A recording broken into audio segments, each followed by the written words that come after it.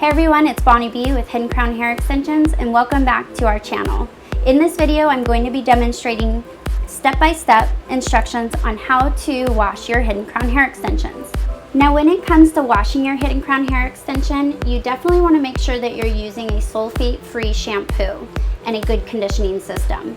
My personal favorite is Paul Mitchell's sulfate-free Wild Ginger Awapui. That's a mouthful, but it's a great product to use. This is the only thing I use on my own hair on my head and for my Hidden Crown hair extensions. This is in no way an endorsement, it's just my personal preference, and I know for a fact that it works really well and helps restore your Hidden Crown hair extensions back to the way they were. Let's get started. To get started, you want to use lukewarm water. So not too hot and not too cold.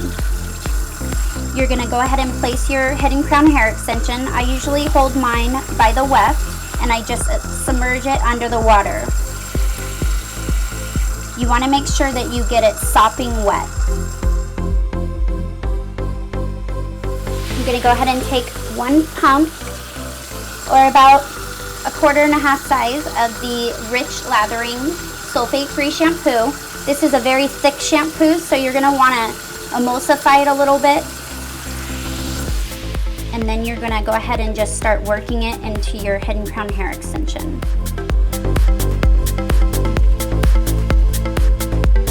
I like to get the weft area, the lace backing, really, really clean just because a lot of sweat accumulates in that area. And then you're just going to work your way down. Now see, as I'm just gently rubbing it in between my fingers, I'm not roughing it up. You don't want to like rough it up because that's going to tangle the hair and it's going to be very difficult to comb out and can cause breakage if you comb out tangled hair. And this shampoo is super rich lathering, and so what I do is when it feels like it's not lathering much anymore, just get it wet again because that activates the shampoo to spread.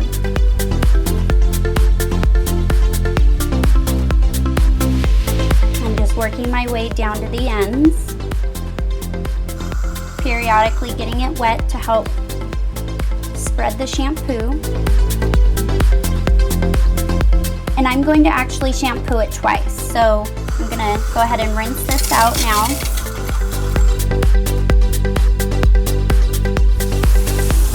Now it doesn't have to be super rinsed out because you're just going to be shampooing another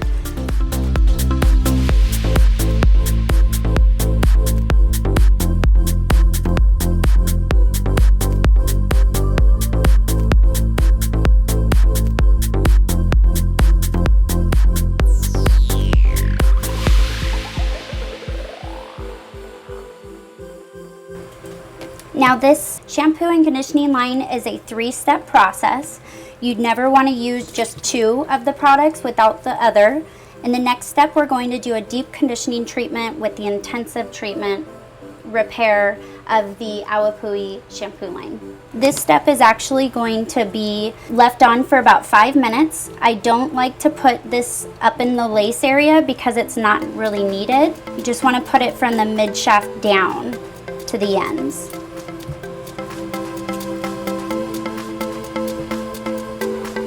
Any excess can go around the top area underneath the lace.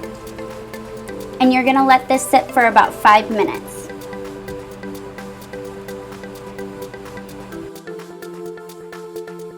Okay, so it's been 5 minutes with the intensive treatment being left on your Hidden Crown hair extension. Now what you're wanting to do is take a regular brush, or a wet brush would be more ideal, and from the bottoms up, you're gonna work your way by brushing your Hidden Crown. Now you wanna be really, really gentle in this step just because when hair is wet, it stretches more and you don't wanna break any of the hair off. So I'm just gonna work my way up gently, not forcing the brush through the hair. This is just gonna help saturate that intensive treatment all the way around before you wash. It also prevents the Hidden Crown from being more tangled from the shampoo going into the conditioning lines.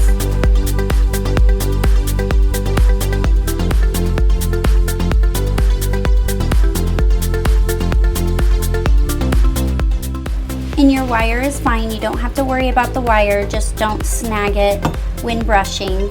It should be fine, or you can go ahead and refit your hidden crown after it's washed. Okay, so now we're ready to rinse out the intensive treatment. You're gonna wanna make sure this is rinsed really, really well. Again, using lukewarm water.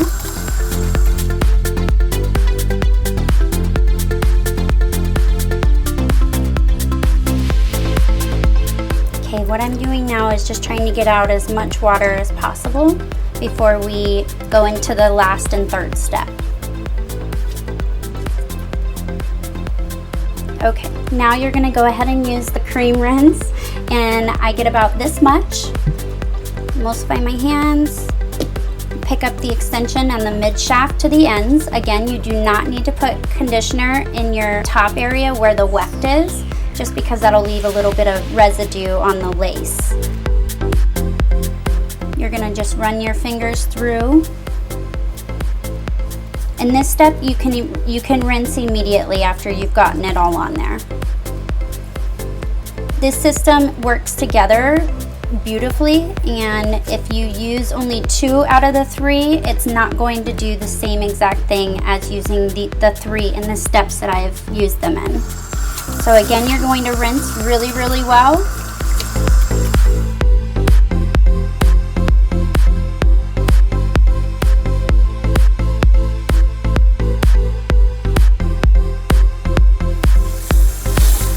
You want to always make sure that the water flow is going in the direction from the top to the ends of the hair, not the other way around.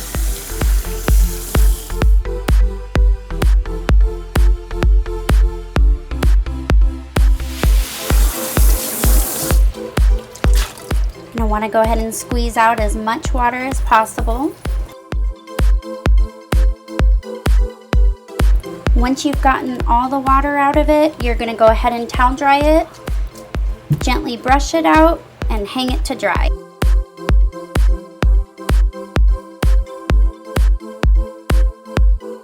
Working from the ends up only, brushing the ends, working your way up.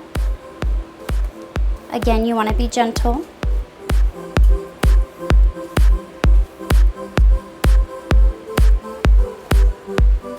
And your hidden crown hair extension should feel really silky afterwards.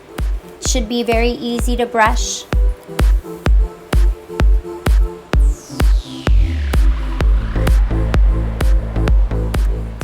And you want to go ahead and just take a skirt hanger, never hang it by the wire, clip the weft only, and it's ready to hang dry. It usually takes about 24 hours for it to dry completely, and you never want to blow dry your hidden crown hair extension. You definitely want to hang dry it. It will dry with a really pretty loose body wave that you may like, and if not, you just restyle it with your curling iron or your straightener like you like to wear it. And that's how easy it is to wash your hidden crown hair extension every 2 to 4 months in between washes.